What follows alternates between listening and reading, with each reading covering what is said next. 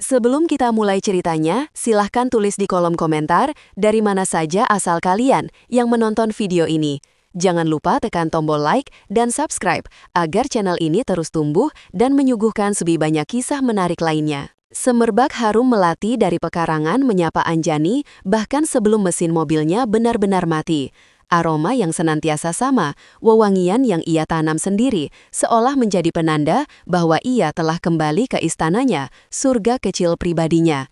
Setelah sepekan disibukkan dengan rapat maraton, presentasi penting, dan jamuan makan malam formal di luar kota, satu-satunya yang ia idamkan hanyalah melepas sepatu hak tingginya, menyeruput teh hangat, dan merebahkan tubuhnya yang letih di sofa empuk ruang keluarga.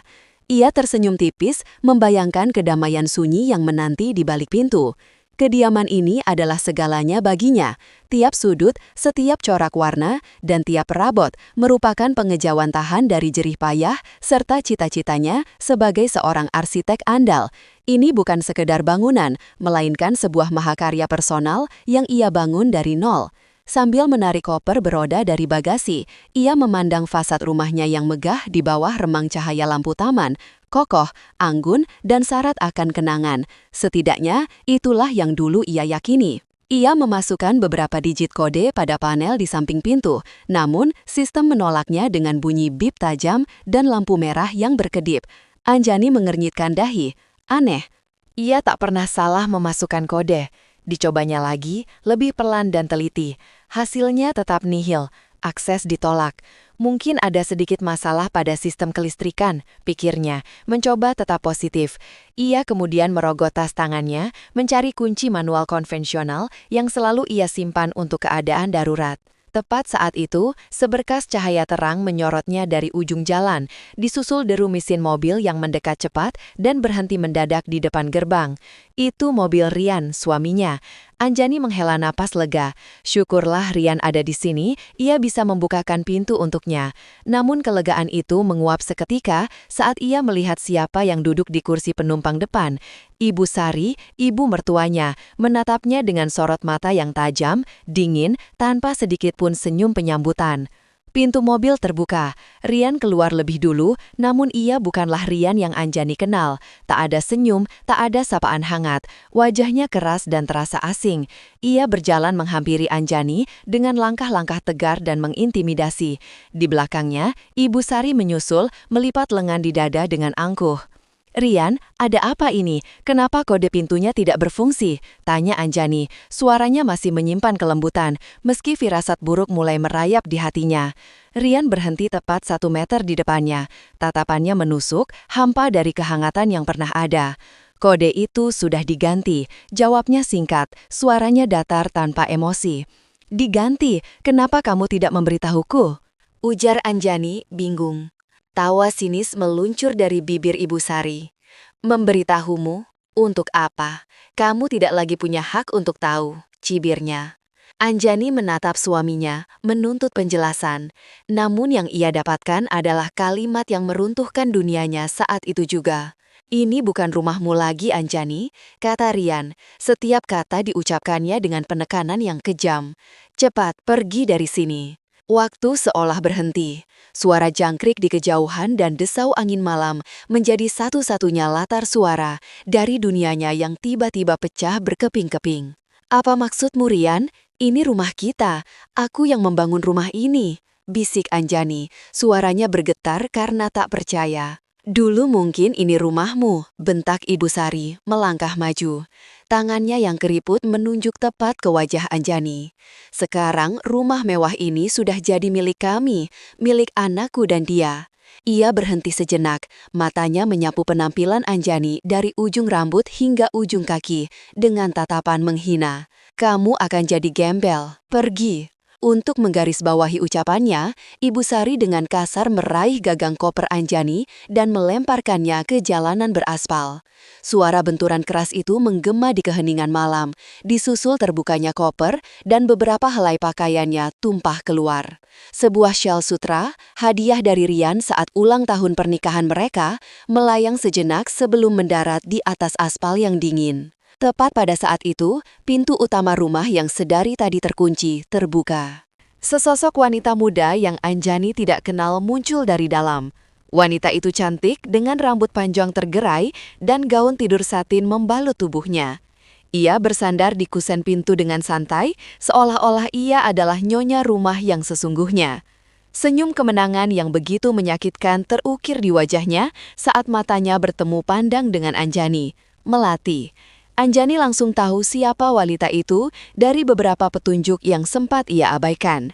Melihat Melati, melihat tatapan dingin Rian, dan mendengar caci maki Ibu Sari, Anjani mengerti segalanya. Pengkhianatan ini begitu sempurna, begitu terencana. Mereka menunggunya pulang hanya untuk mempermalukannya, untuk mengusirnya dari surga yang ia ciptakan dengan tangannya sendiri. Rasa sakit yang tajam menghantam dadanya, begitu menyesakkan hingga ia sulit bernafas. Ia seharusnya hancur, ia seharusnya menangis, menjerit, memaki, atau bahkan memohon. Itulah yang mereka harapkan, itulah yang mereka tunggu-tunggu. Namun, Anjani tidak melakukan semua itu. Ia menarik nafas dalam-dalam, membiarkan udara malam yang dingin memenuhi paru-parunya dan menjernihkan pikirannya yang kacau. Ia menatap mereka bertiga satu persatu. Rian, suaminya yang telah berbagi ranjang dengannya selama bertahun-tahun, Ibu Sari, wanita yang ia hormati seperti ibunya sendiri, dan Melati, wanita yang telah merebut segalanya. Kemudian sesuatu yang tidak terduga terjadi. Di tengah reruntuhan hatinya, di tengah penghinaan yang paling dalam, bibir Anjani justru terangkat membentuk seulas senyum. Bukan senyum kebahagiaan, bukan senyum kesedihan.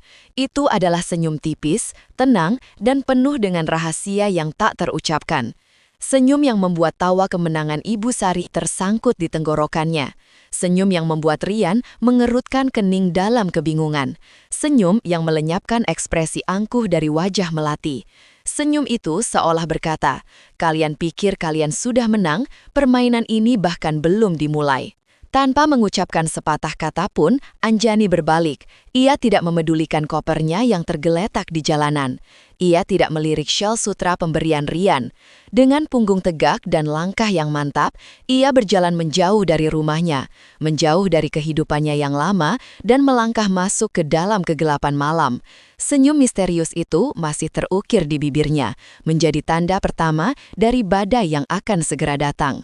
Jalanan aspal yang dingin terasa menembus sol sepatunya saat Anjani terus berjalan tanpa tujuan yang jelas. Ia hanya ingin menjauh dari rumah itu, dari pemandangan tiga wajah yang kini terpatri dalam benaknya sebagai simbol pengkhianatan. Ia tidak memanggil taksi, ia hanya terus berjalan, membiarkan setiap langkah menjadi cara untuk meredam gemuruh amarah dan luka di dalam dadanya. Beberapa ratus meter dari kompleks perumahannya, ia akhirnya berhenti di depan sebuah hotel butik yang tidak terlalu mencolok, tempat yang sempurna untuk bersembunyi sementara. Kamar hotel itu terasa dingin dan steril. Aroma pembersih ruangan yang tajam menusuk hidungnya sangat kontras dengan aroma Melati dari rumahnya. Tidak ada sentuhan pribadi, tidak ada kehangatan, hanya ada tempat tidur dengan spray putih kaku, sebuah meja kerja kecil, dan jendela yang menghadap ke gemerlap lampu kota yang tak peduli pada lukanya. Untuk sesaat, Anjani membiarkan dirinya jatuh terduduk di tepi tempat tidur. Topeng ketenangannya sedikit retak. Tangannya terkepal begitu erat hingga buku-buku jarinya memutihkan. Satu tetes air mata akhirnya berhasil lolos mengalir panas di pipinya. Tapi hanya satu, itu bukan air mata kesedihan, melainkan air mata kemarahan yang membara. Ia tidak akan membiarkan mereka menghancurkannya. Ia tidak akan memberi mereka kepuasan melihatnya terpuruk. Apa yang mereka tidak tahu adalah kecurigaannya sudah tumbuh sejak beberapa bulan lalu. Perubahan sikap Rian yang menjadi lebih dingin dan sering pulang larut malam. Pengeluaran kartu kredit yang membengkak untuk barang-barang wanita yang tak pernah ia terima. Dan bisik-bisik Ibu Sari di telepon yang langsung berhenti setiap kali ia masuk ruangan. Semua itu adalah potongan teka-teki yang selama ini coba ia sangkal. Puncaknya adalah seminggu sebelum ia berangkat untuk perjalanan bisnis. Malam itu, ia ingin mencari resep kue di tablet keluarga yang tergeletak di meja dapur. Saat membuka peramban, ia melihat akun penyimpanan cloud milik Rian masih dalam keadaan masuk. Nuraninya sempat melarang, namun sebuah dorongan kuat membuatnya membuka salah satu folder yang diberi nama Proyek Impian. Isinya bukanlah rancangan pekerjaan, melainkan ratusan foto dan video Rian bersama Melati. Mereka berlibur di Lombok, makan malam di restoran mewah yang pernah Anjani usulkan untuk mereka datangi. Bahkan berfoto mesra di sofa ruang keluarga rumah mereka di surga kecilnya. Yang lebih menghancurkan adalah rekaman percakapan mereka. Anjani mendengar dengan telinganya sendiri bagaimana Rian menjelek-jelekannya, menyebutnya sebagai wanita dingin yang hanya peduli pada pekerjaan, mengeluh bahwa Anjani terlalu mendominasi. Dan puncaknya, ia mendengar Rian berjanji pada Melati, "Sabar sayang, sebentar lagi semua milik wanita angkuh itu akan jadi milik kita. Rumah ini akan jadi istanamu." Di belakangnya terdengar suara tawa Ibu Sari yang menyetujui rencana busuk itu. Saat itu, dunianya memang hancur. Tapi di tengah puing-puing hatinya, sesuatu yang lain lahir. Bukan keputusasaan, melainkan sebuah resolusi yang dingin dan tajam. Ia tidak langsung mengkonfrontasi mereka. Tidak, itu terlalu mudah. Itu hanya akan memberi mereka kesempatan untuk berkelit dan memutarbalikkan fakta. Sejak malam itu, Anjani mulai merencanakan sesuatu. Perjalanan bisnis yang sudah dijadwalkan menjadi kesempatan emas. Selama seminggu itu, di sela-sela pekerjaannya, ia tidak beristirahat. Ia justru menyempurnakan sebuah sistem yang telah lama ia rancang. Kini, di dalam kesunyian kamar hotel, Anjari bangkit. Ia membuka laptopnya dan menyambungkannya ke jaringan internet. Layar laptop menyala, menampilkan desktop yang bersih. Ia menggerakkan kursor ke sebuah ikon di sudut layar. Ikon itu unik, berbentuk bunga teratai hitam yang sedang mekar. Ia mengkliknya 2 kali. Sebuah program terbuka menampilkan antarmuka yang canggih dan futuristis. Di layar utama, terpampang denah arsitektur rumahnya dalam bentuk 3 dimensi yang sangat detail. Titik-titik hijau kecil berkedip di berbagai lokasi, menandakan sensor-sensor yang aktif dan terhubung. Ini adalah mahakarya rahasianya. Sebagai arsitek yang merancang rumah itu, ia tahu setiap seluk-beluknya, setiap rongga tersembunyi di balik dinding, setiap jalur pipa dan kabel. Saat proses pembangunan, ia secara pribadi memasang jaringan sistem rumah pintar yang jauh lebih kompleks dari yang Rian dan siapapun tahu. Sistem ini tidak hanya mengatur lampu atau suhu. Sistem ini memberinya kendali penuh atas setiap aspek rumah. Sistem pengairan, sirkulasi udara, kelembaban, sistem audio tersembunyi, hingga proyektor holografik mini yang ia tanam di titik-titik strategis. Ia menamainya sistem teratai hitam, sistem yang indah namun mematikan, sama seperti bunga namanya. Anjani menatap denah digital rumahnya. Ia bisa melihat 3 titik sensor panas yang lebih besar bergerak di dalam denah itu. Rian, Ibu Sari, dan Melati. Mereka sedang merayakan kemenangan mereka di dalam sangkar yang bahkan tidak mereka sadari keberadaannya. Jari-jari Anjani menari di atas keyboard. Ia membuka sebuah menu bertuliskan protokol malam. Di dalamnya ada beberapa fase yang sudah ia siapkan. Malam ini, yang paling ringan, sebuah perkenalan. Ia mengklik sebuah opsi bertuliskan fase 1. Aktifkan gemah kenangan. Sebuah jendela konfirmasi muncul. Apakah Anda yakin ingin memulai fase pertama?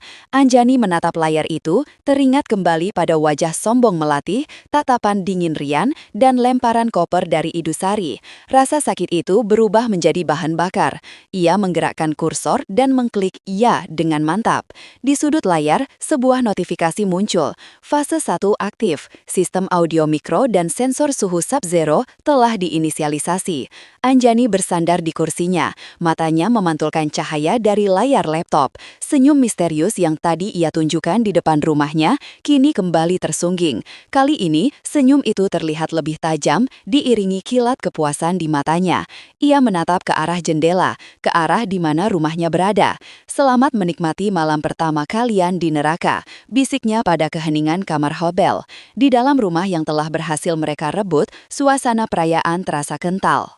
Aroma masakan mewah yang dipesan dari restoran bintang 5 menguar dari dapur, berbaur dengan gelembung champagne mahal yang dituang Rian ke dalam 3 gelas kristal.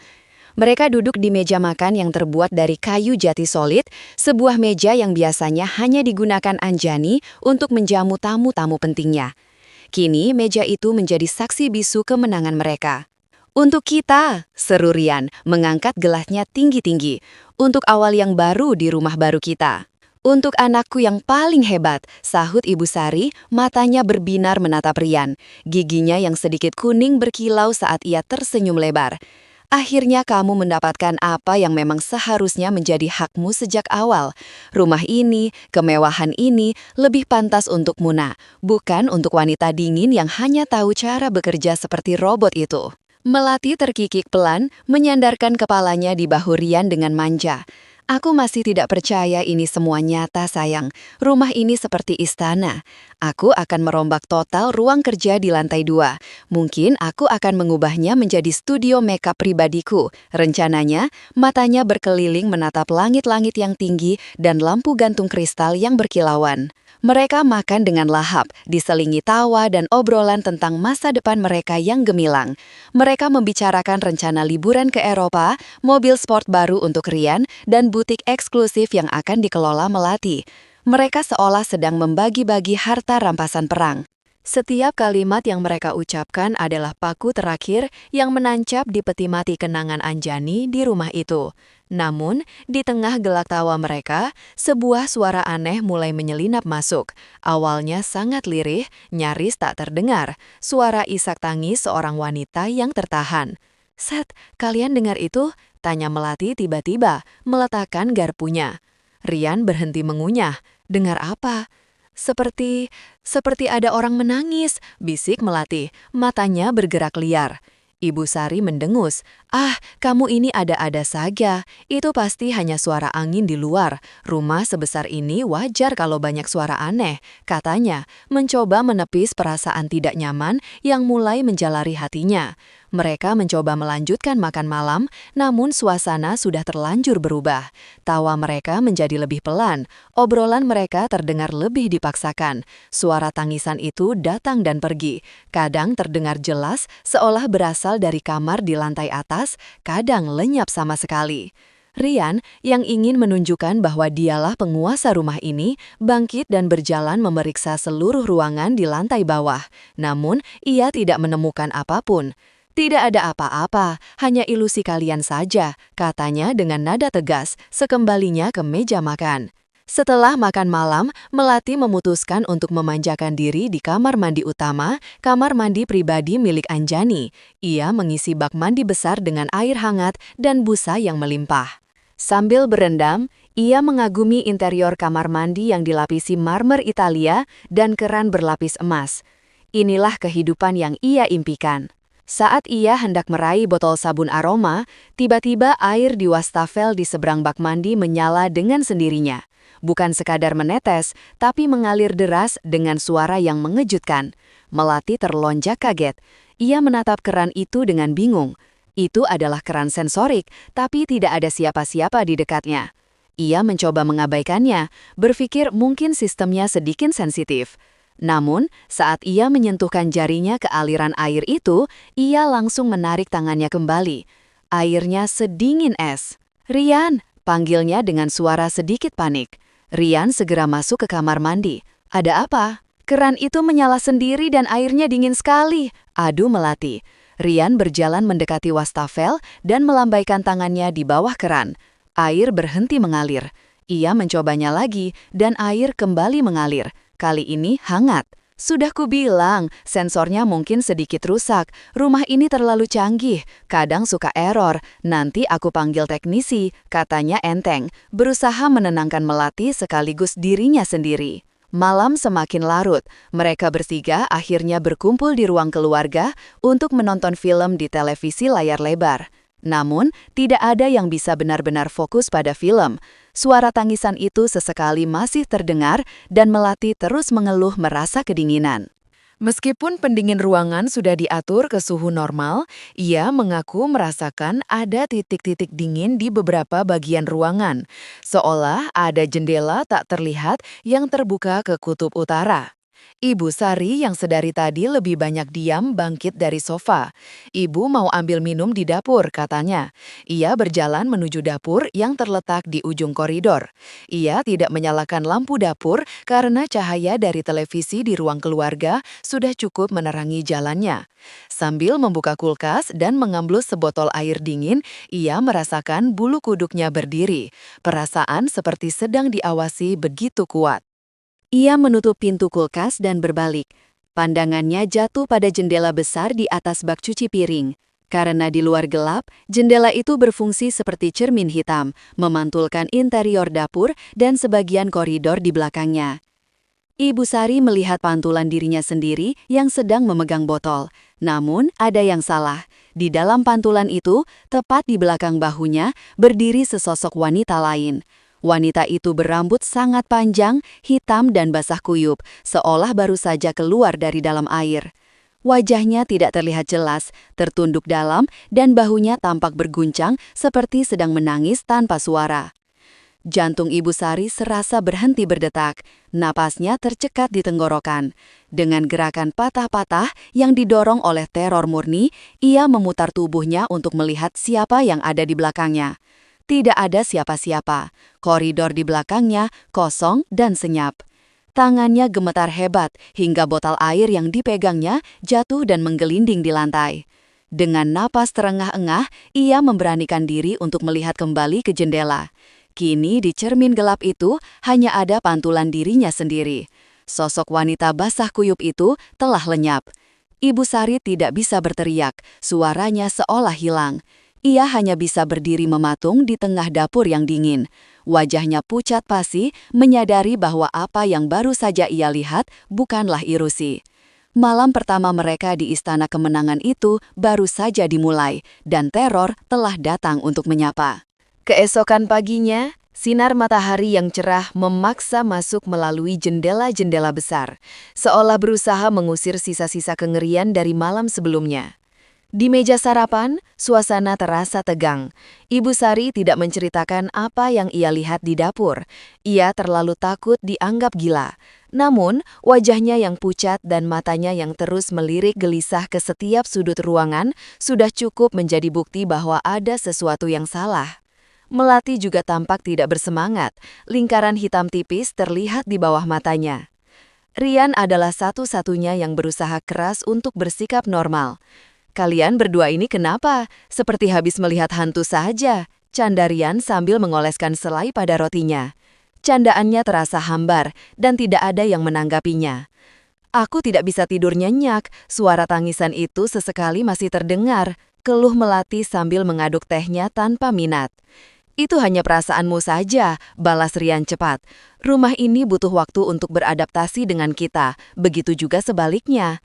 Ia berbicara lebih untuk meyakinkan dirinya sendiri daripada orang lain. Mereka mencoba menjalani hari itu seolah-olah mereka adalah keluarga bahagia yang baru saja pindah ke rumah impian. Rian sibuk menelepon teman-temannya, menyombongkan rumah barunya. Melati menghabiskan waktu mencoba pakaian-pakaian Anjani yang tertinggal di lemari. Sementara Ibu Sari lebih banyak mengurung diri di kamar tamu sambil menonton televisi, mencoba mengalihkan pikirannya. Namun, rumah itu sepertinya tidak mau membiarkan mereka tenang. Teror mulai bergeser dari suara menjadi sesuatu yang lebih nyata. Melati yang kelelahan memutuskan untuk tidur siang di kamar utama. Saat ia mulai terlelap, ia merasakan sesuatu yang dingin dan basah mendarat tepat di keningnya. Satu tetes. Ia membuka matanya dengan kaget. Tangannya secara refleks menyentuh keningnya. Basah. Ia mendongak memeriksa langit-langit di atasnya. Langit-langit itu putih, bersih, kering sempurna. Tanpa noda sedikit pun, pertanda ada kebocoran. Ia duduk menatap sekeliling kamar dengan waspada. Tidak ada apa-apa, mungkin hanya keringat dingin, pikirnya. Ia mencoba berbaring lagi, tapi perasaan tidak nyaman itu sudah terlanjur merusak kantuknya. Keanehan tidak berhenti di situ. Sore harinya, Rian menemukan sebuah genangan air kecil di tengah karpet bulu tebal di ruang baca. Karpet itu berada jauh dari jendela, pipa air, atau sumber air manapun. Genangan itu seolah muncul begitu saja dari lantai. Ia membersihkannya diam-diam, tidak ingin membuat Melati dan ibunya semakin panik. Namun, 1 jam kemudian, Melati menjerit dari ruang makan. Di atas meja kayu mahoni yang telah dilap kering, sebuah genangan air lain terbentuk, menetes perlahan ke lantai. Ini tidak masuk akal, Rian. Dari mana datangnya semua air ini? Pekik Melati. Suaranya bergetar. Malam itu, saat mereka sedang mencoba makan malam, teror elektronik dimulai. Televisi raksasa di ruang keluarga tiba-tiba menyala dengan sendirinya, menampilkan layar penuh bintik hitam putih dengan suara desisan yang memekakkan telinga. Rian meraih remote dan mencoba mematikannya, tetapi televisi itu tidak merespons. Tiba-tiba layar berganti menampilkan siaran hitam putih dari puluhan tahun lalu. Seorang penyanyi wanita dengan riasan tebal menyanyikan sebuah lagu keroncong yang liriknya bercerita tentang cinta yang dikhianati dan penantian yang sia-sia. Suaranya yang mendayu-dayu dan penuh kesedihan seolah mengisi seluruh ruangan, membuat bulu kuduk mereka meremang. Rian yang frustrasi akhirnya mencabut kabel daya televisi dari stop kontak. Seketika ruangan menjadi sunyi, namun keheningan itu terasa lebih menakutkan. Kini mereka bisa mendengar dengan jelas suara lain, suara tetesan air. Tik, tik, tik, tik. Tapi suara itu tidak datang dari satu sumber. Suara itu terdengar datang dari berbagai arah, dari dapur, dari kamar mandi, dari langit-langit. Seolah seluruh rumah itu sedang menangis dalam diam. Ketegangan di antara mereka bertiga mencapai puncaknya. Mereka mulai saling menyalahkan. Melati menuduh Rian tidak becus mengurus rumah. Rian membentak Melati karena terlalu penakut. Ibu Sari hanya diam, wajahnya semakin pucat, bibirnya komat-kamit membaca doa yang ia ingat. Ibu Sari yang merasa paling tertekan memutuskan untuk pergi ke dapur untuk membuat teh jahe hangat, minuman yang selalu bisa menenangkannya. Ia berjalan melewati koridor yang terasa lebih dingin dari biasanya. Setibanya di dapur, ia menyalakan lampu. Semuanya tampak normal. Ia membuka lemari gantung untuk mengambil cangkir, lalu berbalik untuk mengambil jahe dari kulkas. Saat itulah ia mendengar serangkaian suara klik pelan dari belakangnya. Dengan jantung berdebar, ia menoleh. Pemandangan di hadapannya membuatnya membeku di tempat.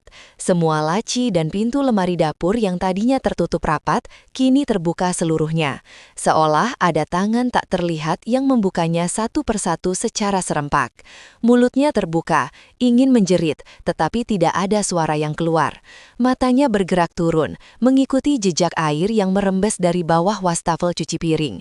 Rembesan itu tidak membentuk genangan biasa. Air itu berkumpul dan membentuk sebuah tulisan yang rapi dan jelas di atas lantai keramik putih. Satu kata yang ditujukan langsung kepada mereka.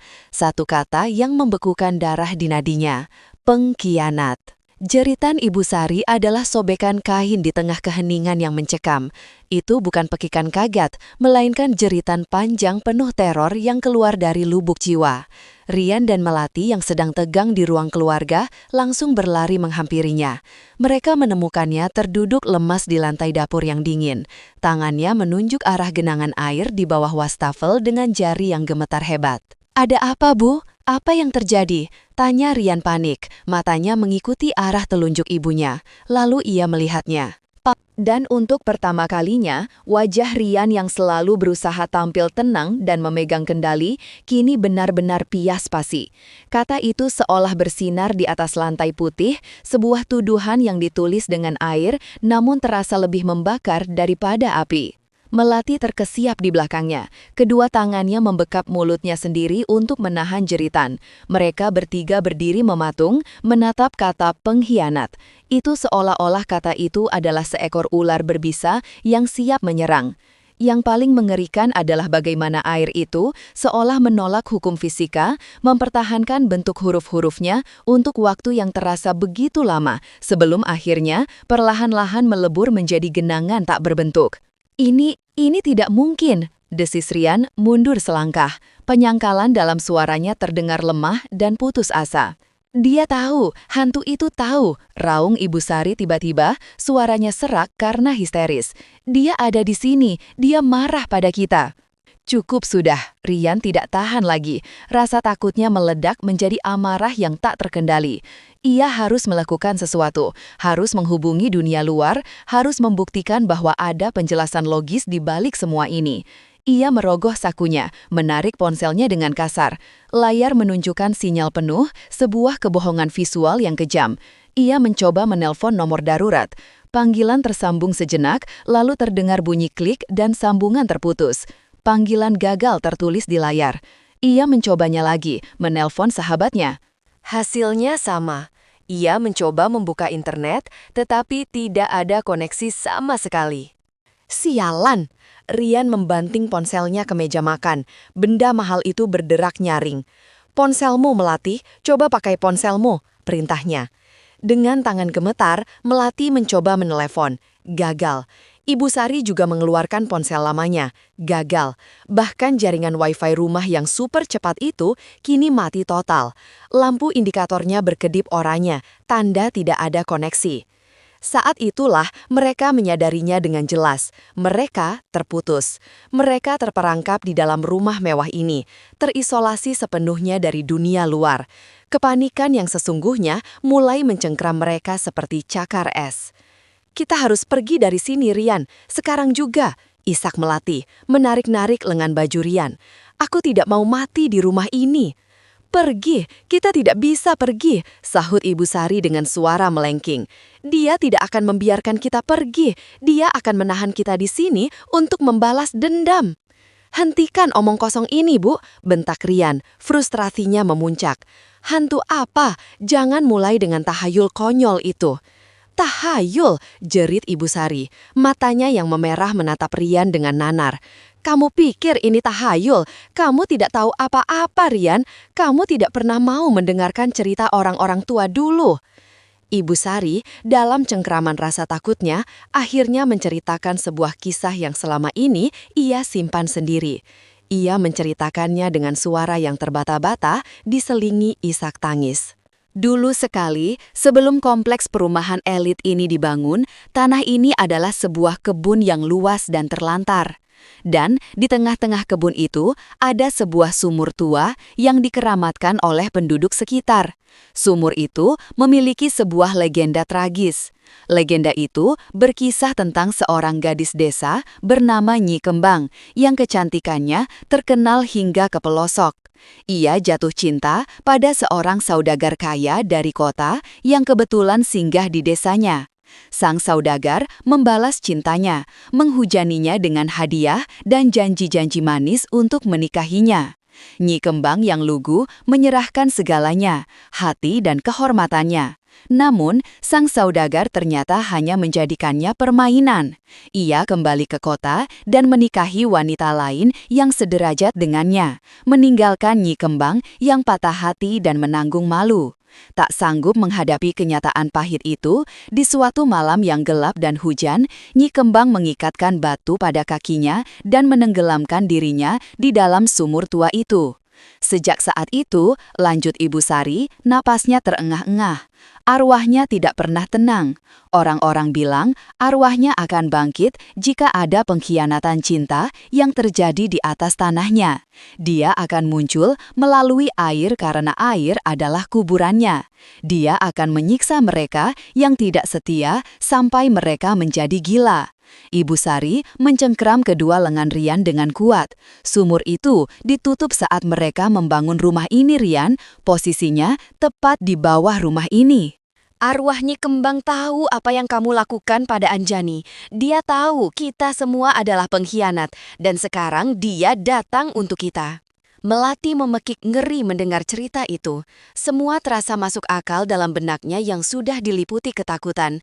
Air yang muncul di mana-mana, suara tangisan, sosok wanita basah kuyup. Namun Rian menepis tangan ibunya dengan kasar.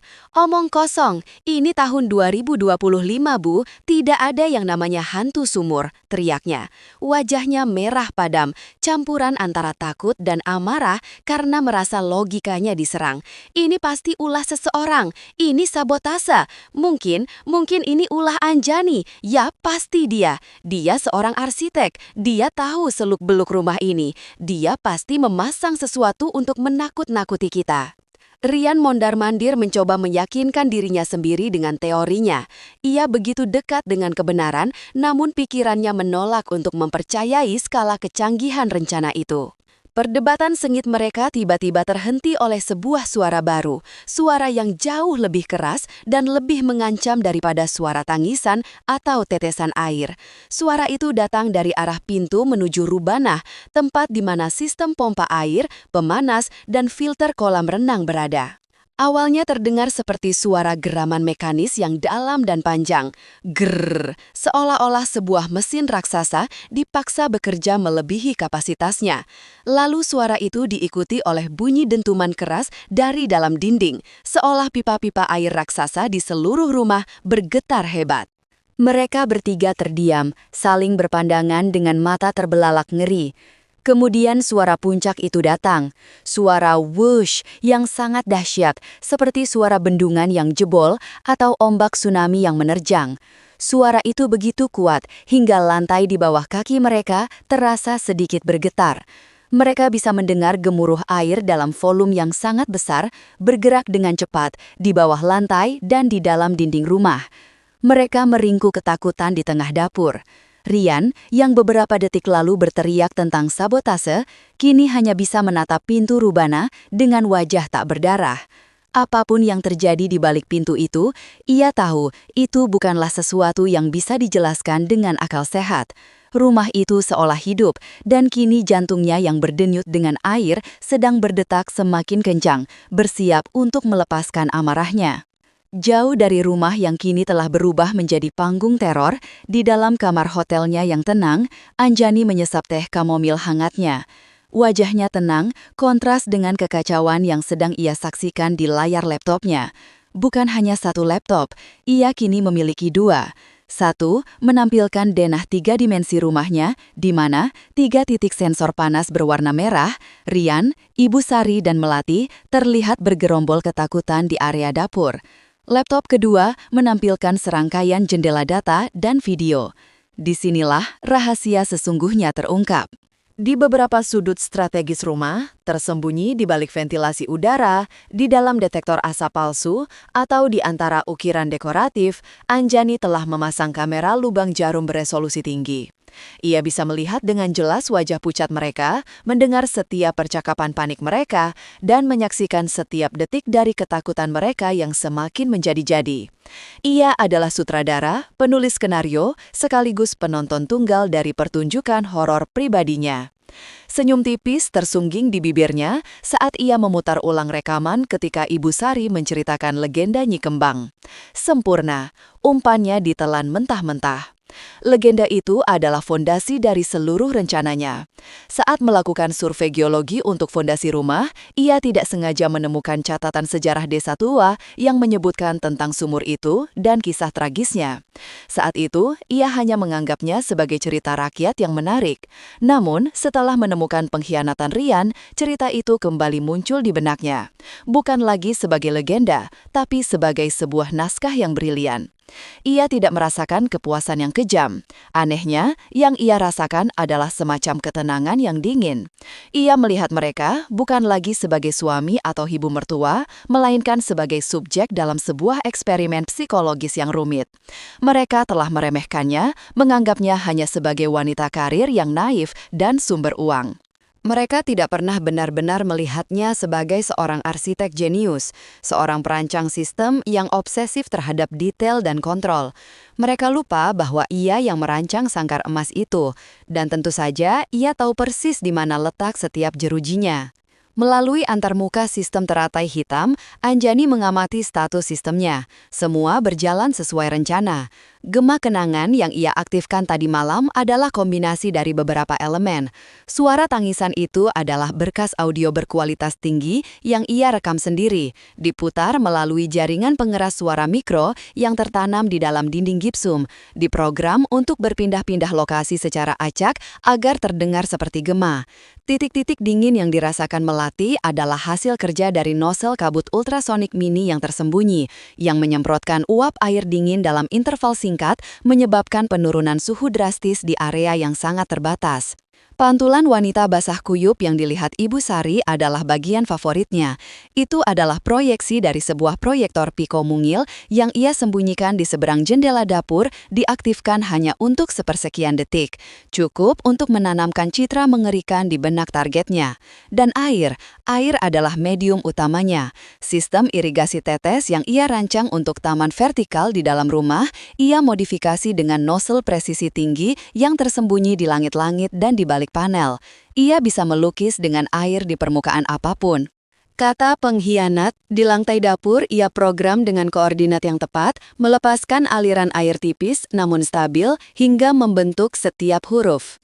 Sinyal ponsel dan internet yang mati itu adalah pekerjaan sebuah jammer frekuensi rendah yang ia integrasikan ke dalam panel listrik utama yang bisa ia aktifkan dan nonaktifkan sesuka hati dari jarak ratusan kilometer sekalipun. Suara gemuruh dahsyat yang baru saja mereka dengar adalah inisiasi dari fase selanjutnya. Anjani telah memprogram sistem pompa kolam renang dan tangki air utama di Rubanah untuk melakukan siklus flush secara bersamaan. Memaksa ribuan liter air untuk bersirkulasi dengan kecepatan maksimal melalui pipa-pipa utama dalam waktu singkat, menciptakan getaran dan suara gemuruh yang mengerikan. Itu tidak berbahaya secara struktural, tetapi efek psikologisnya luar biasa. Itu adalah auman dari sang monster yang terbangun. Ia melihat ketiga titik merah di layarnya, kini bergerak panik menjauhi area dapur. Mereka ketakutan, mereka hancur, dan ini barulah permulaan. Rasa sakit yang mereka torehkan di hatinya begitu dalam dan pembalasannya harus setimpal. Penghinaan yang mereka berikan padanya di depan pintu rumahnya sendiri menuntut sebuah jawaban yang tak akan pernah bisa mereka lupakan seumur hidup mereka. Anjani mengalihkan pandangannya dari layar monitor ke jendela kamar hotelnya. Di kejauhan, langit malam tampak tenang dan damai. Sebuah ironi dari badai yang sedang ia ciptakan. Ia merasa tidak ada penyesalan. Ia telah diusir dari rumahnya, disebut gembel, dan dikhianati oleh orang-orang terdekatnya. Mereka telah mengambil segalanya, atau setidaknya mereka berpikir begitu. Kini ia akan menunjukkan pada mereka apa artinya benar-benar kehilangan segalanya, termasuk kewarasan mereka. Jemarinya yang lentik kembali bergerak di atas keyboard. Ia membuka menu protokol malam di dalam sistem teratai hitam. Opsi fase 1, gema kenangan, kini berwarna hijau dengan status selesai. Di bawahnya ada opsi berikutnya yang masih berwarna abu-abu. Fase 2, badai pembalasan. Anjani menggerakkan kursor ke atas nama fase itu. Sebuah jendela peringatan muncul di layar. Peringatan, protokol ini akan mengaktifkan sistem hidraulik tekanan tinggi dan proyektor visual skala penuh. Lanjutkan. Ia tidak ragu sedetik pun. Dengan mata yang dingin dan ekspresi wajah yang tak terbaca, ia mengklik ya. Di sudut layarnya, sebuah notifikasi baru muncul. Fase 2 aktif, memulai kalibrasi sistem sprinkler dan proyektor utama. Estimasi waktu 10 menit. Anjani bersandar di kursinya, melipat tangannya di dada. Pertunjukan yang sesungguhnya akan segera dimulai. 10 menit yang diberikan oleh sistem terasa seperti keabadian bagi Rian, Ibu Sari, dan Melati. Suara gemuruh air di bawah lantai perlahan mereda, berganti dengan keheningan yang jauh lebih menakutkan. Mereka bertiga kini berkerumun di tengah ruang keluarga, saling berdekatan seolah mencari kekuatan dari satu sama lain. Meskipun ketakutan telah membuat mereka saling curiga, Rian terus menggumamkan teori sabotasenya. Sementara Melati terisak pelan, dan Ibu Sari tak henti-hentinya merapalkan doa dengan bibir gemetar. Aku akan memeriksa panel listrik di garasi, kata Rian tiba-tiba mencoba mengumpulkan sisa-sisa keberaniannya. Pasti ada yang bisa kumatikan dari sana untuk menghentikan semua ini. Namun sebelum ia sempat melangkah, seluruh rumah itu terbenam dalam kegelapan total. Bukan hanya lampu yang padam, tetapi semua sumber cahaya, layar ponsel yang mati, lampu darurat di tangga, bahkan cahaya dari jam digital di atas pemutar media, semuanya lenyap. Kegelapan itu begitu pekat dan absolut, seolah mereka telah ditelan hidup-hidup oleh malam. Jeritan panik Melati pecah di tengah kegelapan, disusul suara gedebuk saat ia tersandung meja kopi. Bersamaan dengan matinya lampu, hembusan udara yang sangat dingin menyapu ruangan. Ini bukan dingin biasa dari pendingin ruangan. Ini adalah dingin yang menggigit tulang, lembab, dan membawa bau aneh seperti tanah basah setelah hujan lebat. Dalam hitungan detik, suhu ruangan anjlok drastis. Napas mereka mulai terlihat seperti kabut tipis di depan wajah mereka. Mereka menggigil hebat bukan hanya karena takut, tetapi juga karena dingin yang menusuk. Lalu suara itu datang. Dari setiap sudut rumah, dari setiap speaker tersembunyi yang tak terlihat, terdengar suara jeritan seorang wanita. Bukan lagi isak tangis yang lirih, tetapi jeritan yang memilukan, penuh amarah dan penderitaan. Suara itu menggema, memantul dari dinding ke dinding, menciptakan efek stereo yang mengerikan, seolah-olah wanita itu sedang berlari mengelilingi mereka di dalam kegelapan. Suaranya terdengar begitu nyata dan begitu dekat. "Tidak, Aa," pekik Ibu Sari, menutup kedua telinganya dengan rapat. "Dia datang, Nyi Kembang datang untuk kita." Tiba-tiba, di tengah jeritan yang memekakkan telinga itu, mereka mendengar suara desisan pelan dari atas kepala mereka. Suara seperti katup yang terbuka. Sedetik kemudian, hujan mulai turun di dalam rumah. Bukan hujan biasa, ini adalah semburan air dingin yang tajam, menyemprot keluar dari puluhan kepala sprinkler pemadam api yang tertanam di langit-langit. Dalam sekejap, mereka bertiga basah kuyup dari ujung rambut hingga ujung kaki.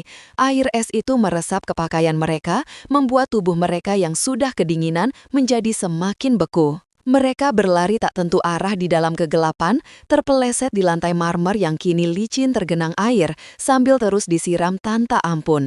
"Hentikan! Tolong hentikan!" teriak Rian ke langit-langit yang gelap, suaranya terdengar putus asa. Seolah menjawab permohonannya, semburan air dari sprinkler berhenti. Jeritan wanita itu juga mereda, berganti dengan suara tetesan air yang jatuh dari perabotan dan langit-langit. Untuk sesaat mereka pikir siksaan itu telah berakhir, namun mereka salah besar. Itu hanyalah jeda sebelum babak utama pertunjukan dimulai. Perlahan, sebuah cahaya redup mulai muncul. Bukan dari lampu, melainkan dari dinding-dinding itu sendiri. Dinding putih bersih di ruang keluarga mulai menampilkan sebuah pemandangan yang mengerikan. Dari bagian atas dinding muncul visualisasi tetesan-tetesan cairan yang mengalir turun. Tetesan itu tidak bening seperti air, melainkan berwarna merah pekat, kental, dan berkilau mengerikan di bawah cahaya spektral yang entah dari mana asalnya. Dinding-dinding itu seolah menangiskan darah. Melati adalah yang pertama melihatnya.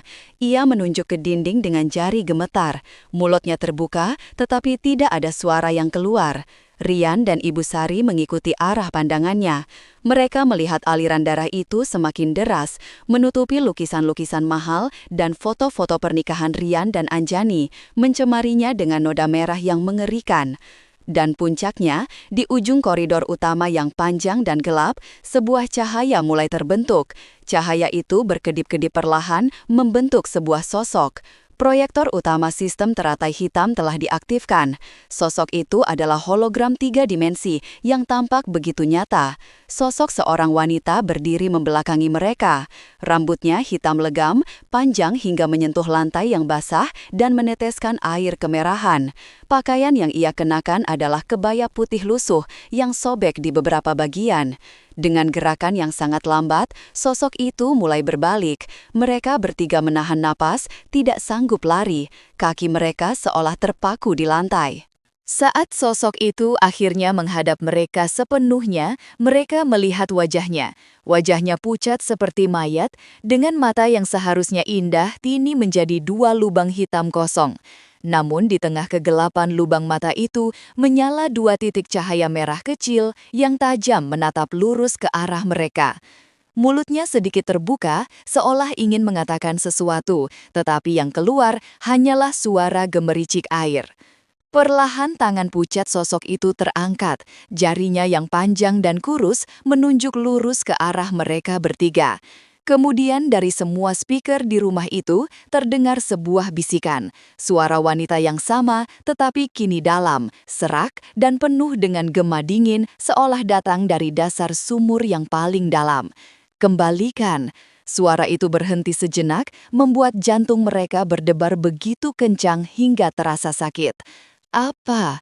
Yang? Jeda? Lagi? Mereka bisa merasakan tekanan di udara meningkat. Hah, kalian? Saat kata terakhir diucapkan, sosok hantu itu membuka mulutnya lebar-lebar dan mengeluarkan jeritan tanpa suara. 2 titik merah di matanya berkobar terang dan seluruh lampu proyektor di rumah menyala bersamaan menyinari sosok itu dengan cahaya putih yang menyilaukan sebelum semuanya kembali padam total, meninggalkan mereka dalam kegelapan, basah kuyup, dan jiwa yang telah hancur berkeping-keping. Teror psikologis telah mencapai puncaknya, mengubah 3 manusia serakah itu menjadi makhluk primitif yang hanya dikendalikan oleh satu naluri, bertahan hidup. Kegelapan pekat yang kembali menyelimuti rumah terasa 100 kali lebih menakutkan setelah penampakan mengerikan di ujung koridor. Mereka tidak lagi saling berbicara atau saling menyalahkan. Yang terdengar hanyalah suara napas yang terengah-engah, isak tangis melati yang tertahan, dan gumaman doa Ibu Sari yang semakin kacau. "Kita harus keluar," desis Rian. Suaranya nyaris tak terdengar di antara giginya yang gemeretak karena dingin dan takut. "Keluar dari sini sekarang juga." Kalimat itu seolah menjadi mantra yang memecahkan kelumpuhan mereka. Didorong oleh adrenalin murni, mereka mulai bergerak membabi buta di dalam kegelapan. Mereka menabrak perabotan, terpeleset di lantai yang licin, dan saling mendorong tanpa sengaja. Tujuan mereka hanya satu, pintu depan. Rian yang sedikit lebih hafal tata letak rumah, berhasil meraba-raba jalannya menuju pintu utama. Ia meraih gagang pintu yang dingin dan basah, lalu memutarnya dengan sekuat tenaga. Terkunci. Ia mencoba lagi, menarik dan mendorong dengan brutal. Tetapi, pintu itu tak bergeming sedikit pun. "Terkunci! Pintunya terkunci!" teriaknya panik. "Jendela, coba jendela!" sahut Melati dari suatu tempat di dalam kegelapan. Mereka berpencar, meraba-raba dinding untuk menemukan jendela-jendela besar di ruang keluarga. Ibu Sari menemukan sebuah jendela lebih dulu. Ia mencoba membuka kuncinya, tetapi sama saja, sistem pengunci otomatis yang terintegrasi dengan alarm rumah telah diaktifkan. Setiap jendela dan pintu keluar telah menjadi bagian dari sangkar baja yang tak bisa ditembus. Mereka mencoba menggedor-gedor kaca jendela yang tebal, tetapi suara mereka tertelan oleh dinding kedap suara yang dirancang Anjani. Rasa putus asa mulai merayap, lebih dingin dari air yang membasahi tubuh mereka. Mereka terperangkap. Mereka akan mati di sini, disiksa oleh arwah penasaran Nyi Kembang. Pikiran itu melintas di benak mereka masing-masing. Mereka berlarian dari satu pintu ke pintu lain, dari jendela ke jendela, seperti tikus yang terperangkap dalam labirin eksperimen yang kejam. Pintu belakang yang menuju taman terkunci, pintu samping yang menuju garasi terkunci, semuanya terkunci rapat. "Aku tidak mau mati di sini. Tolong, siapapun, tolong!" jerit Melati. Suaranya pecah menjadi tangisan histeris. Ia merosot ke lantai, memukul-mukul ubin yang dingin dengan kepalan tangannya yang lemah. Ibu Sari sudah tidak bisa berpikir jernih. Ia hanya berjongkok di sudut ruangan, memeluk lututnya, dan berguncang hebat sambil terus meracau tentang dosa dan pembalasan. Rian dalam puncak keputusasaannya melakukan hal terakhir yang bisa ia pikirkan. Ia berlari ke arah dapur, meraba-raba mencari laci tempat peralatan makan disimpan. Tangannya menemukan sesuatu yang berat dan terbuat dari logam, sebuah kursi bar. Dengan sisa tenaga yang ia miliki, ia mengangkat kursi itu tinggi-tinggi dan berlari kembali ke ruang keluarga, berniat menghancurkan salah satu jendela kaca. Namun, tepat saat ia mengayunkan kursi itu ke belakang, siap untuk menghantam kaca, sebuah suara terdengar di tengah kekacauan itu. Suara yang begitu sederhana, namun di saat itu terdengar lebih keras dari ledakan bom, suara sebuah kunci elektronik yang dinonaktifkan. Mereka bertiga membeku di tengah kegelapan. Mereka semua menoleh ke arah sumber suara. Keheningan yang tiba-tiba terasa begitu aneh, jeritan hantu telah tiada, suara air telah berhenti, dan dingin yang ekstrem perlahan mulai normal kembali. Dengan gerakan lambat yang ragu-ragu, seolah takut itu hanyalah tipuan lain, Rian menurunkan kursi bar yang dipegangnya. Ia berjalan perlahan mendekati pintu utama. Jantungnya berdebar kencang. Ia mengulurkan tangannya yang gemetar, menyentuh gagang pintu dan memutarnya dengan hati-hati. Gagang pintu itu bergerak, pintu itu tidak lagi terkunci. Dengan satu dorongan pelan, pintu utama rumah itu terbuka, menampakkan pemandangan jalanan kompleks yang sunyi dan diterangi lampu jalan yang tampak begitu normal dan aman. Udara malam yang segar berhembus masuk, terasa seperti udara dari surga. Kesempatan itu tidak mereka sia-siakan. Tidak ada yang berpikir untuk mengambil barang berharga, dompet, kunci mobil, atau bahkan sekedar memakai sandal. Logika dan keserakahan telah lenyap, digantikan oleh naluri untuk lari sejauh mungkin dari rumah terkutuk itu. Rian adalah yang pertama melesat keluar, disusul oleh Melati yang bangkit dengan sisa-sisa kekuatannya. Ibu Sari melihat kedua orang itu lari, seolah tersadar dari racauannya, dan ikut berlari terpincang-pincang di belakang mereka. Mereka tidak berpikir dua kali, mereka langsung lari terbirit-birit keluar rumah, meninggalkan pintu yang terbuka lebar, menembus malam dengan satu tujuan, menyelamatkan nyawa mereka dari neraka yang baru saja mereka alami. Pintu yang terbuka itu bukan gerbang menuju kebebasan, melainkan pintu neraka yang memuntahkan mereka kembali ke dunia nyata. Dunia yang kini terasa asing dan penuh ancaman. Rian, Melati, dan Ibu Sari berlari tanpa alas kaki di atas aspal jalanan kompleks yang dingin dan kasar. Pakaian mereka yang basah kuyup menempel di kulit, membuat setiap hembusan angin malam terasa seperti sayatan pisau es. Mereka tidak lari dengan anggun, mereka tersandung, terhuyung-huyung, dan saling menabrak dalam kepanikan buta mereka. Seorang petugas keamanan yang sedang berpatroli dengan sepedanya berhenti mendadak saat melihat tiga sosok kuyup itu berlari keluar dari rumah termegah di blok itu. Wajahnya menunjukkan kebingungan total. Ia mengenali Rian sebagai suami dari pemilik rumah arsitek terkenal itu.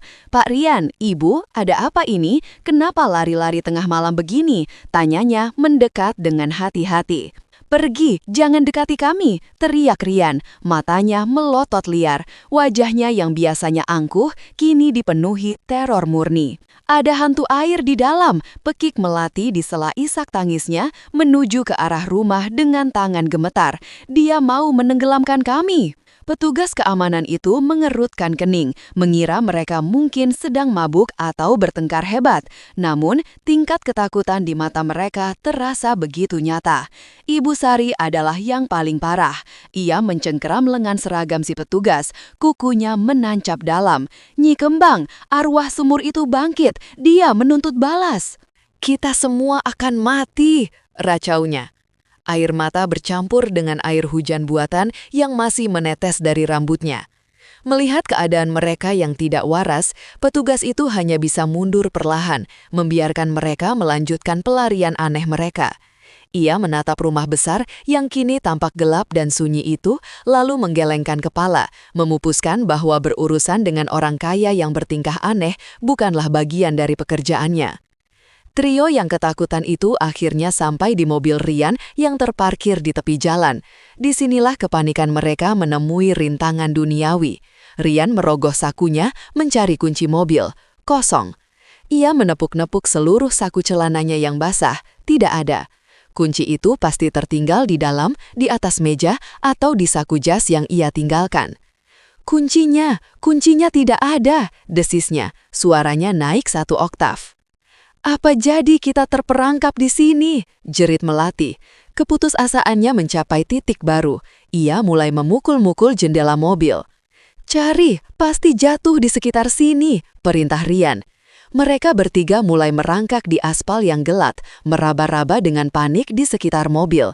Setiap bayangan dari pohon yang tertiup angin membuat mereka terlonjak kaget, takut jika sosok hantu itu mengikuti mereka keluar. Setelah beberapa menit yang terasa seperti selamanya, jari-jari Ibu Sari menyentuh benda logam yang dingin di bawah mobil, kuncinya. Dengan tangan yang masih gemetar hebat, Rian akhirnya berhasil membuka kunci pintu mobil.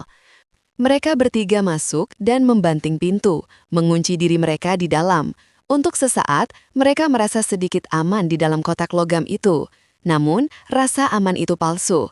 Saat Rian menyalakan mesin dan lampu depan menyorot jalanan di depan mereka, Bayangan-bayangan malam seolah menari-nari membentuk sosok-sosok yang mengerikan. Hujan buatan di dalam rumah tadi seolah memicu hujan yang sesungguhnya di luar. Tetesan air hujan mulai turun, menghantam kaca depan mobil seperti ratusan jari yang mengetuk-ngetuk, ingin masuk. Rian menginjak pedal gas dalam-dalam. Mobil melesat maju dengan kecepatan berbahaya, meninggalkan kompleks perumahan elit itu di belakang. Perjalanan itu adalah perjalanan dari neraka. Setiap kali ia melirik kaca spion, ia setengah berharap sekaligus setengah takut akan melihat sosok wanita pucat itu duduk di kursi belakang.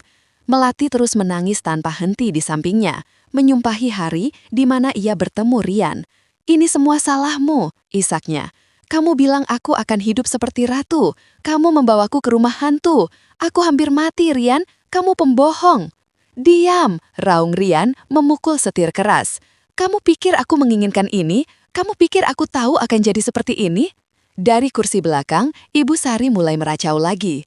"Dia mengikuti kita. Aku bisa merasakannya. Dia ada di dalam air hujan. Dia tidak akan pernah melepaskan kita.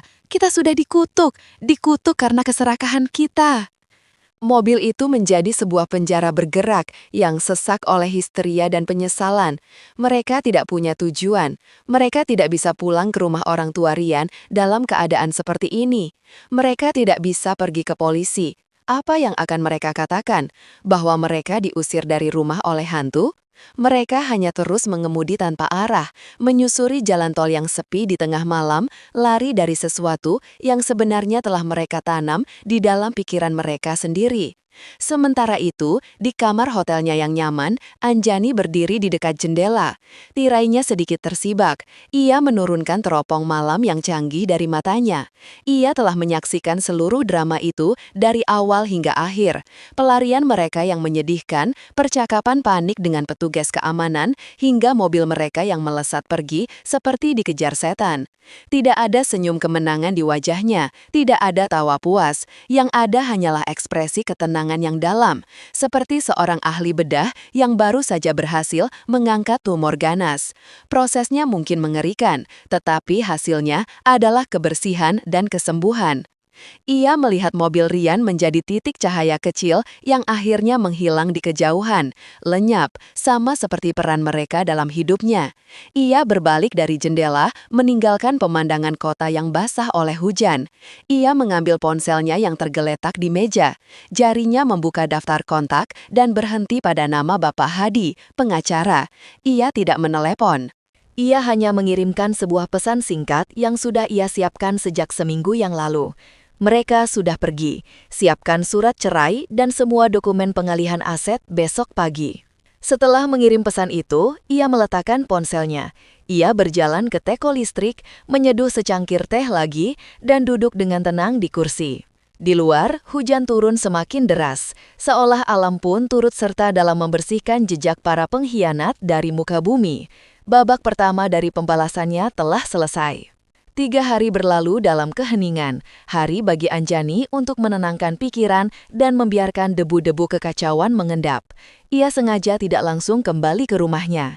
Ia ingin memberi waktu yang cukup bagi para penghuninya yang tak diundang untuk lari sejauh mungkin, memastikan mereka tidak akan pernah berani kembali, bahkan hanya untuk mengambil barang-barang yang tertinggal. Selama 3 hari itu, ia menyibukkan diri dengan pekerjaan, bertemu dengan beberapa klien, seolah-olah tidak ada badai yang baru saja menghantam hidupnya. Itu adalah caranya untuk membangun kembali normalitas. Pada hari keempat, di pagi yang cerah dan segar, ia akhirnya memutuskan untuk pulang. Saat ia memarkir mobilnya di halaman, aroma bunga melati yang sama menyambutnya. Namun kali ini rasanya berbeda. Dulu itu adalah aroma rumah yang ia bagi dengan seorang pengkhianat. Kini itu adalah aroma dari kedaulatannya yang mutlak. Ia membuka pintu utama yang kini kodenya telah ia atur ulang dan melangkah masuk. Pemandangan di dalamnya persis seperti yang ia perkirakan. Rumah itu berantakan total. Genangan air di beberapa tempat belum sepenuhnya kering. Karpet basah dan bau apak. Beberapa perabot tergeser dari tempatnya. Dan kursi bar yang hampir digunakan Rian untuk memecahkan jendela tergeletak di tengah ruangan. Di atas meja makan, sisa-sisa perayaan singkat mereka masih ada. Kini sudah membusuk.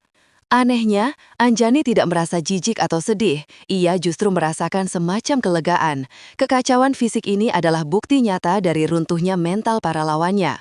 Rumah ini perlu dibersihkan, disucikan dari energi negatif yang mereka tinggalkan. Ini bukan lagi tugas yang berat, melainkan sebuah ritual pemurnian. Ia membuka semua jendela lebar-lebar, membiarkan udara segar dan sinar matahari masuk, mengusir sisa-sisa kelembapan dan kegelapan. Ia menyewa jasa pembersihan profesional untuk menangani kekacauan terbesar, sementara ia sendiri dengan telaten mulai membereskan barang-barang pribadinya. Ia mengumpulkan semua pakaian, hadiah, dan foto yang berhubungan dengan Rian, dan Ibu Sari memasukkannya ke dalam kotak-kotak kardus tanpa sentimen sedikitpun. Benda-benda itu bukan lagi kenangan, melainkan artefak dari masa lalu yang sudah mati. Siang harinya, saat ia sedang menyortir buku-buku di ruang kerja, ponselnya berdering. Bapak Hadi, pengacaranya. "Selamat siang, Ibu Anjani, saya punya kabar baik," kata suara berat di seberang sana. "Silakan, Pak," jawab Anjani tenang. "Saya sudah berhasil menghubungi Bapak Rian. Awalnya sulit, sepertinya ia berpindah-pindah. Tapi pagi ini ia menelpon saya. Saya tidak perlu menjelaskan apapun, Bu. Begitu saya menyebut perihal surat cerai dan pengalihan aset, ia langsung menyetujui semuanya tanpa syarat, tanpa perlawanan." Pengacara itu berhenti sejenak. Suaranya terdengar sedikit bingung. "Sejujurnya, ini adalah kasus perceraian termuda yang pernah saya tangani. Bapak Rian menandatangani semua dokumen yang saya kirimkan secara digital tanpa membacanya. Ia juga menandatangani surat pernyataan untuk tidak akan pernah menghubungi ibu atau mendekati properti ibu lagi. Satu-satunya pesannya pada saya adalah, ambil saja semuanya, saya tidak peduli, asalkan saya tidak perlu berurusan lagi dengan rumah itu." Anjani tersenyum tipis. Ketakutan adalah motivator yang paling efektif. "Lalu bagaimana kabar mereka?" tanyanya, bukan karena peduli, tetapi karena ia butuh sebuah penutupan. "Dari informasi yang saya kumpulkan," lanjut pengacaranya, "setelah kabur malam itu, mereka menginap di motel murah di luar kota. Wanita bernama Melati meninggalkan Bapak Rian keesokan harinya setelah pertengkaran hebat dan menghilang begitu saja. Bapak Rian kemudian menjual mobilnya dengan harga sangat murah kepada seorang makelar untuk mendapatkan uang tunai. Ia dan ibunya, Ibu Sari, kemudian naik bus menuju kampung halaman mereka. Kabar terakhir yang saya dengar, kondisi kejiwaan Ibu Sari sangat terguncang. Ia mengalami trauma mendalam, paranoia terhadap air, dan terus mengigau tentang arwah penunggu sumur. Sementara Bapak Rian, ia kini hidup menumpang pada kerabat jauhnya, tanpa pekerjaan, tanpa aset, dan yang terpenting, ia hidup dalam ketakutan. Karma telah menjalankan tugasnya dengan sempurna." Setelah menutup telepon, Anjani merasa beban terakhir di pundaknya terangkat. Semuanya telah selesai secara hukum, secara emosional, dan secara spiritual. Ia melanjutkan pekerjaannya, membersihkan dan menata ulang rumahnya selama beberapa hari ke depan. Setiap sudut yang ia bersihkan, setiap barang yang ia tata kembali, terasa seperti ia sedang menata ulang hidupnya sendiri. Seminggu kemudian, rumah itu telah kembali ke kemegahannya, bahkan terasa lebih hidup dan lapang dari sebelumnya. Pagi itu, Anjani membuat secangkir teh melati dan membawanya ke teras belakang yang menghadap ke kolam renang. Air kolam yang biru jernih berkilauan di bawah sinar matahari pagi. Udara terasa bersih dan keheningan yang ada bukanlah keheningan yang kosong, melainkan keheningan yang damai. Ia duduk di kursi santai, membuka laptopnya untuk terakhir kali, bukan untuk bekerja atau membalas dendam. Ia menavigasikan kursornya ke ikon bunga teratai hitam yang tersembunyi di dalam sebuah folder aman. Program itu masih ada, sebuah senjata rahasia yang tertidur. Ia menatapnya sejenak, sebuah pengingat akan sisi gelap yang ia miliki, sisi yang mampu merancang sebuah neraka yang begitu presisi. Tanpa ragu, ia mengklik kanan pada icon itu dan memilih opsi Uninstall. Sebuah jendela konfirmasi muncul di layar. "Apakah Anda yakin ingin menghapus sistem teratai hitam secara permanen?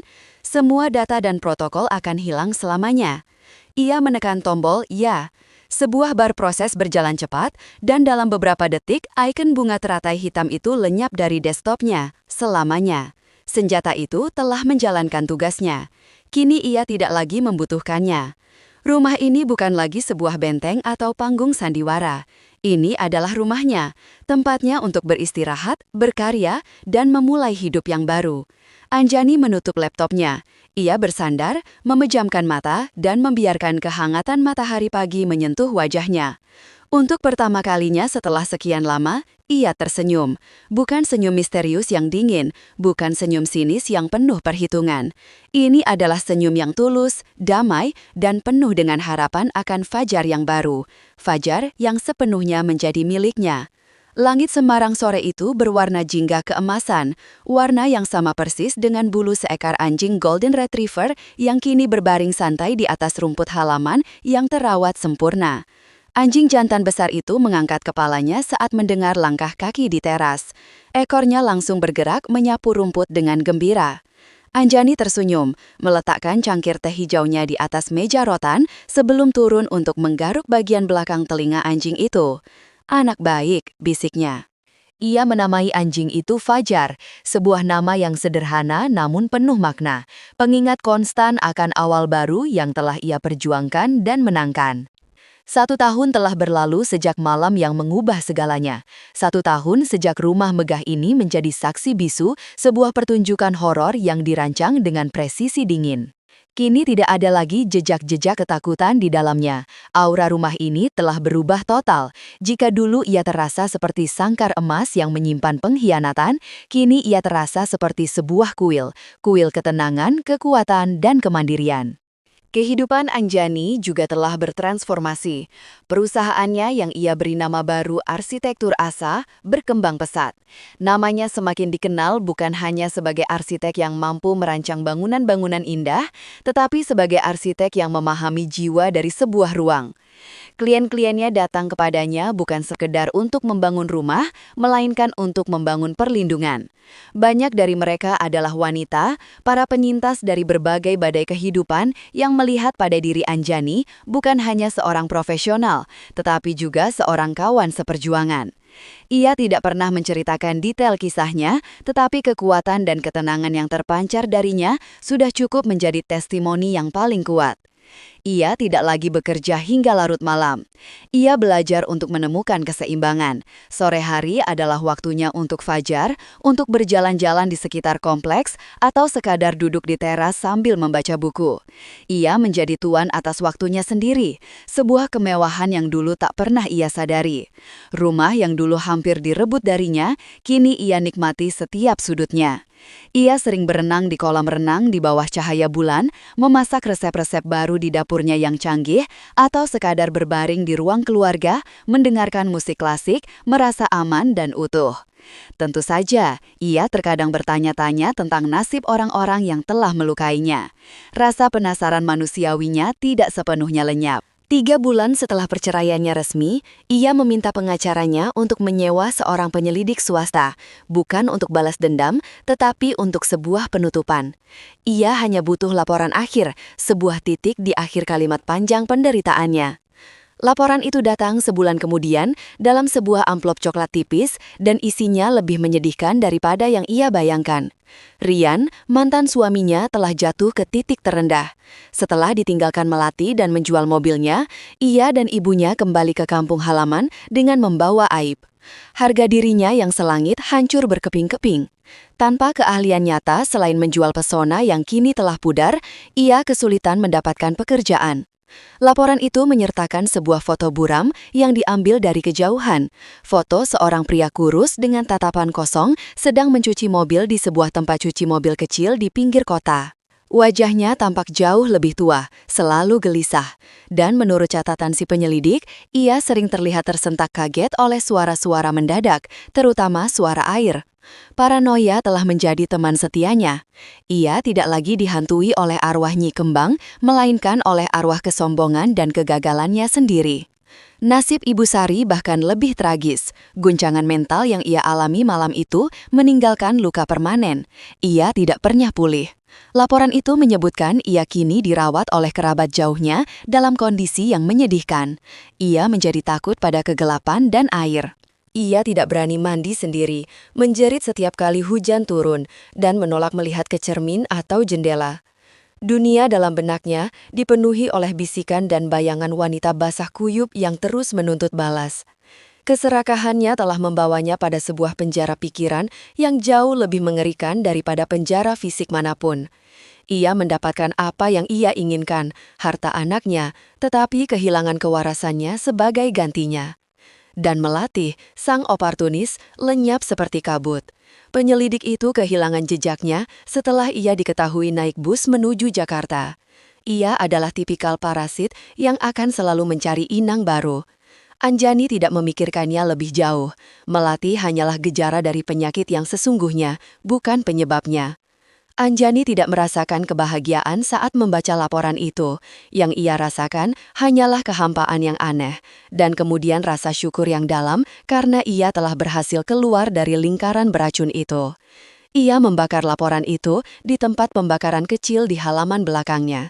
Abunya berterbangan bersama angin, benar-benar menutup bab itu selamanya. Pagi ini, Anjani memiliki janji temu dengan seorang klien baru di rumahnya. Seorang wanita bernama Devi, seorang dokter yang baru saja melalui perceraian yang pahit.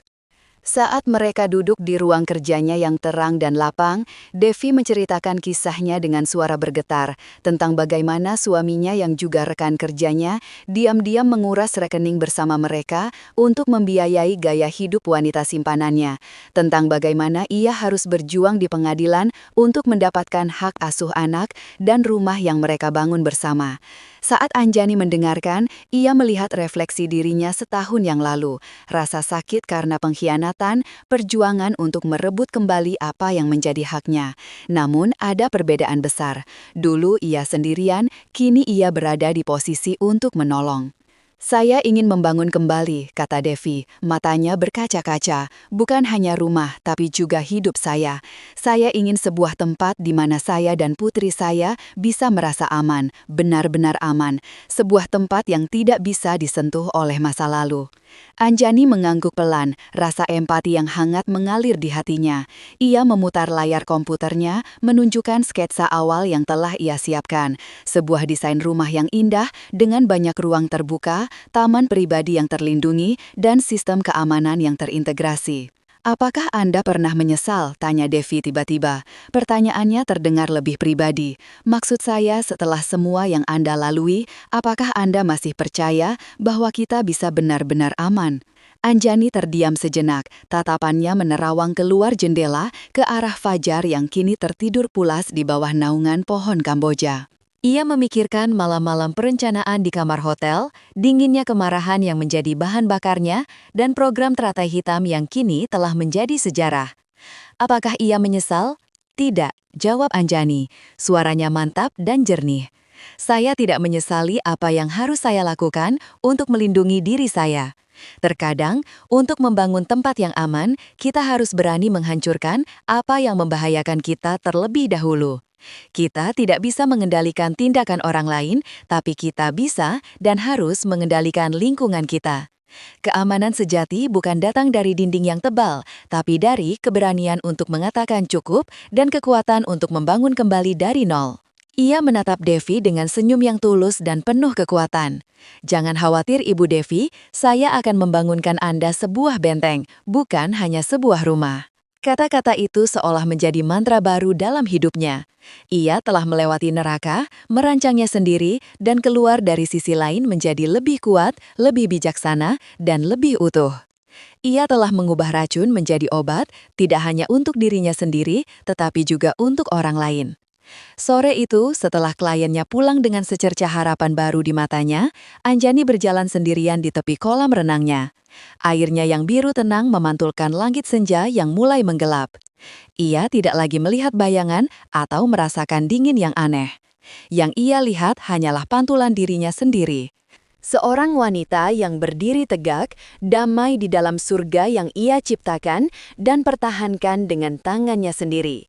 Fajar yang baru itu telah lama tiba, dan kini setiap hari adalah pagi yang cerah baginya.